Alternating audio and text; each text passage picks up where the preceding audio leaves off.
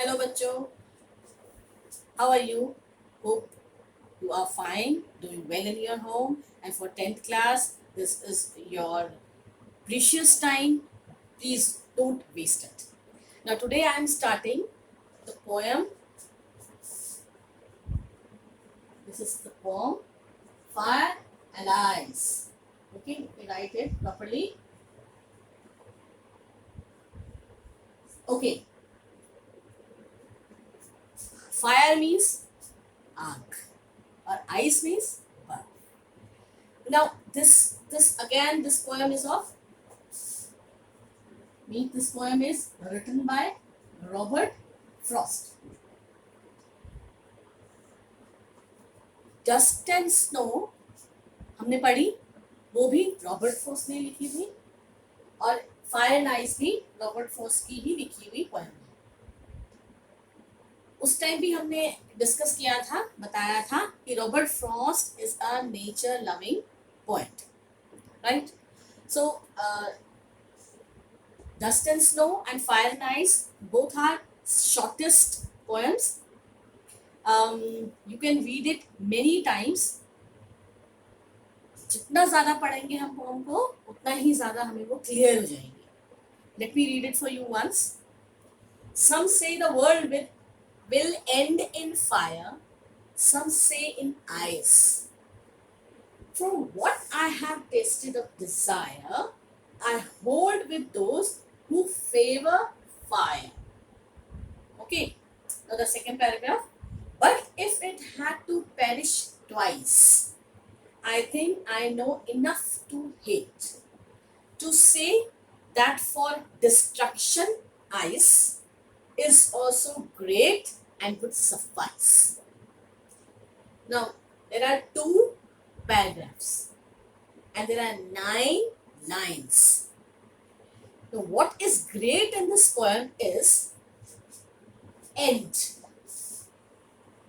perish, destruction. These are the words. See, earlier also, when I say that this poem is written by a nature-loving poet, Robert Frost, it means he is saying something about the nature. And what is nature? Everything which is all around us, जितनी चीजें हमारे आसपास हैं वो सारी nature. और जिस जगह हम खड़े हैं, हमारी पृथ्वी, ये भी नेचर. नाउ रॉबर्ट फ्रॉस्ट यहाँ पर एक आइडिया के साथ आया, राइट?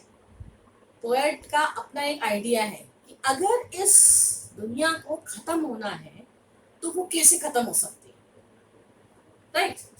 इसलिए वो कहते हैं कि some say the world will end in fire. वो कहता है कि कैसे हमारी दुनिया कैसे खत्म हो सकती है? फायर से, राइट?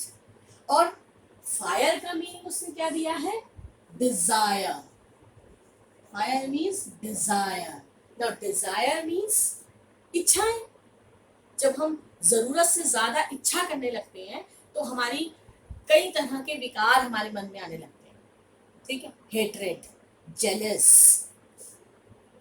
लस्ट, हम तो उसकी तरफ जाने लगते हैं, आकर्षित होने लग जाते हैं, हम गलत काम भी कर सकते हैं. सो वो कहता है कि डिजायर, बिकॉज डिजायर बढ़ती जा रही है, इतनी ज्यादा डिजायर हो जाएगी तो there will be the end of the earth, end of the world, and that will be because of the fire which is desire. The root cause of the end of the world is desire. दुनिया का खत्म होने का एक मुख्य कारण हो सकता है फायर. फायर कहाँ से आएगी? हमारे अंदर की डिजायर से, इच्छाओं से, ठीक? नाउ अब वो कहता है नहीं, कुछ लोग तो कह रहे हैं कि एंड होगा फायर से, लेकिन कुछ कहते हैं कि ये एंड हो जाएंगे आइस. अब आइस भी सिंबॉलिक है. वो आइस किसको कह रहे हैं? हेट्रेड. नाउ आइस है हेट्रेड. ना डिजायर्स तो हम कभी कभी पता लगा लेते हैं कि हाँ भाई इसके अंदर बहुत सारी डिजायर है, लेकिन हेट्रेड का पता कई बार हमें नहीं चल पाता. ये हमारी अंदर की भावनाएं हैं जो धीरे धीरे धीरे धीरे पलती रहती है और फिर पता नहीं कहाँ चली जाती है। क्या रूप ले लेती है, गलत रूप भी ले लेती है कई बार। सो वो कहता है नहीं, the world, if world has to perish, अगर इस दुनिया को डिस्ट्रक्ट होना है, ठीक है, डिस्ट्रॉय होना है, हाँ, तो वो कैसे हो सकती है? या वो फायर से होगी या वो आइस से होगी। फायर का मीन्स वो कहते हैं डिजायर और आइस वो कहते हैं हेट्रेड। ठीक, इस पोएम में मेन यही है कि हमें फायर्स के सिनोनिम्स या फायर को, वो पोएट किस चीज को सिंबलाइज कर रहा है वो वाले वर्ड्स लिखने, वो लर्न करने, और आइस किस चीज को सिंबलाइज कर रहा है वो लर्न करने। यही दो चीज इसमें मुख्य है, मेन है। नाउ सम से the world will and in fire, clear, कुछ कहते हैं एंड फायर से एंड होगा, सम से इन आइस, सम कहते हैं वो आइस में होगा, कहते हैं ना आइस एज आ जाएगी, आइस एज आ जाएगी, तो वो एक फिजिकल चीज है, लेकिन यहाँ वो जो बोल रहा है वो इंटरनल है, इटर्नल चीज है। मन के अंदर हमारी इतनी एक दूसरे के लिए जो हमारे पास प्रॉब्लम्स आएंगे, एक दूसरे के प्रति हमारे जब मन में ईर्ष्या भाव आएगा तो वो एक दूसरे को लड़ने के लिए फोर्स करेगा और फिर ये दुनिया खत्म होने के कगार पे आ जाएगी। तो Robert Frost is a nature loving and he loves his nature. Those who love nature love world also. So he is in a sad mood, you can say sorrow mood. He is depressed and so he has written this poem. Probably कि उसने ये poem तब लिखी है कि भाई ऐसे तो दुनिया ही खत्म हो जाएगी, या ये फायर से खत्म हो जाएगी या ये आइस से खत्म हो जाएगी, या तो हमारी डिजायर से खत्म कर देंगी या हमारी एक दूसरे के लिए जो हेट्रेट है उससे खत्म हो जाएगी। From what I have tasted of desire, I hold with those who favor fire. भाई वो कहता है मैं फेवर को फायर करता हूँ, मैं फायर को फेवर करता हूँ क्योंकि मैं भी जानता हूँ, मैं अगर समझ रहा हूँ कि डिजायर को क्या है तो मैं समझ सकता हूँ कि ये मैं फेवर करता हूँ कि हाँ फायर से चली जाएगी। अब उसने क्या किया, डिजायर का मीनिंग क्या निकाला, डिजायर के वर्ड्स को हम कैसे कर सकते हैं, हम इसे कह सकते हैं ग्रीड, ठीक है, हम इसको कह सकते हैं एवराइज। ये वर्ड्स हैं जो हमने याद, इसको लर्न करना है क्योंकि ये वाले वर्ड्स हमें जब हम क्वेश्चन के आंसर्स देंगे कि कैसे वो फायर से डिस्ट्रॉय होगा तो आपने ये वर्ड्स को मेंशन कर दोगे, आपकी स्कोरिंग होगी, मार्क्स की स्कोरिंग होगी। तो यहाँ हमारे पास क्या क्या वर्ड आ जाएंगे, सेल्फिश, इनडिफरेंट,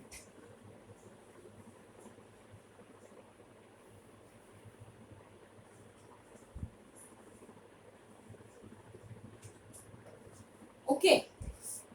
फिर इवन हम जब ऐसे होंगे, हमारे में डिजायर्स होंगी, सेल्फिशनेस आ जाएगा, हम इंडिफरेंट होंगे, दुनिया से सबसे हटकर होंगे, तो हम कैसे हो जाएंगे, क्रूअल हो जाएंगे, क्रूअल हो जाएंगे, हम क्रूर हो जाएंगे और फिर हम क्रूरता के साथ काम करेंगे। फिर हम क्रूर हो जाएंगे तो हम नहीं सोचेंगे किसी के बारे में, हम अपना सेल्फिशनेस दिखाएंगे, हम एवरेज दिखाएंगे, हम ग्रीडी हो जाएंगे। तो ये वर्ड्स आपने इसके लिए, इस डिजायर से एक फेवर में जो लोग हैं उसके लिए पोएट ये बोलता है, राइट। फिर आता है but if it had to perish twice, अगर अब पोएट क्या कह रहा है इस पोएम में, वो कह रहा है कि भाई एक बार में मान लीजिए दुनिया खत्म नहीं हो पाई, and it had to perish twice, right, perish means destroy, destroy means खत्म हो जाना, बर्बाद हो जाना, डिस्ट्रॉय हो जाना। तो तब क्या होगा, तो जब दोबारा इसे डिस्ट्रॉय करने का नंबर आएगा या जब दोबारा इसे ट्वाइस दूसरी बार भी इसे डिस्ट्रॉय होना होगा तो फिर हम वहां पे किस चीज से डिस्ट्रॉय होगी, ये वर्ड आइस से। तो आइस वर्ड को उसने किस से डिनोट किया, हेट्रेड। नाउ जब हम हेट्रेड को करेंगे तो हम यहाँ पे क्या क्या वर्ड यूज करेंगे, कोल्डनेस। हेट्रेड कोई ऐसे एकदम से नहीं दिखाता है, वो वेट करता है, वो वॉच करता है। फिर कॉन्फ्लिक्ट, पहले आप एक दूसरे से असहमत होते हैं, एक दूसरे से छोटी छोटी बातों में आपकी लड़ाई होने लगती है, तब जाकर के आप बोलते हैं। फिर आपका एक एटीट्यूड बन जाता है कि नहीं ये तो अच्छा नहीं है, रिजिड एटीट्यूड होता है आपका।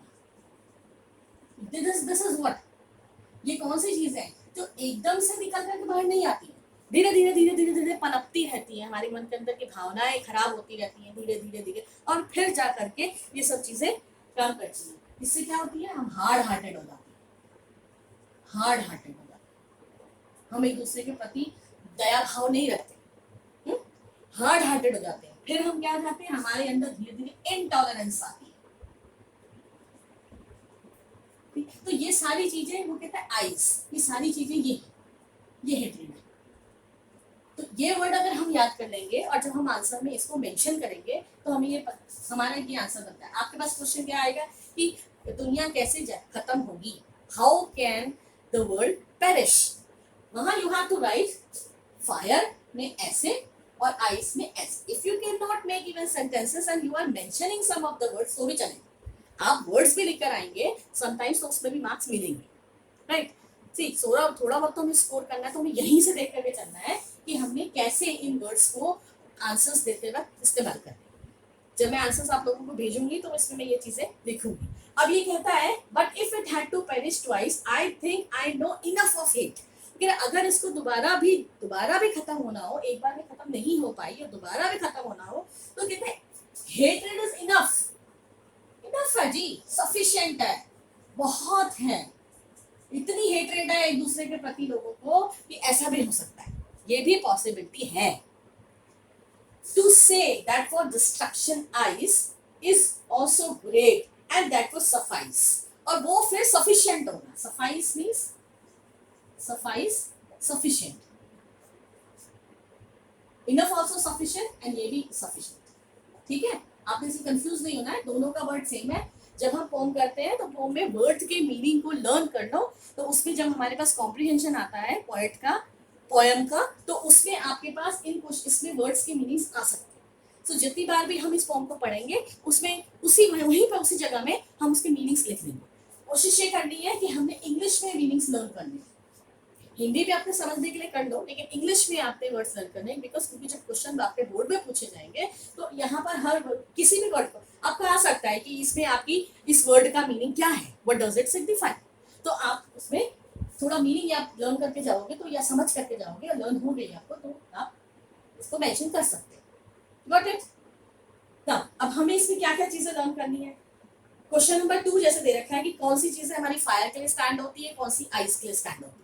तो वहां पर आप 2 कॉलम बनाएंगे, इसमें सारे वर्ड्स दे रखे हैं, greed, conflict, insensitivity, average, fury, coldness. ये आप मुझे करके अपनी कॉपी में भेज देंगे, प्रिंट आउट भेज देंगे, अपने फोटो क्लिक करके आप मुझे भेज दीजिएगा। अब राइमिंग स्कीम, इसकी राइमिंग स्कीम देखो, फायर, देखो राइम स्कीम जब भी हम करेंगे, जब भी हमारा राइम स्कीम आएगा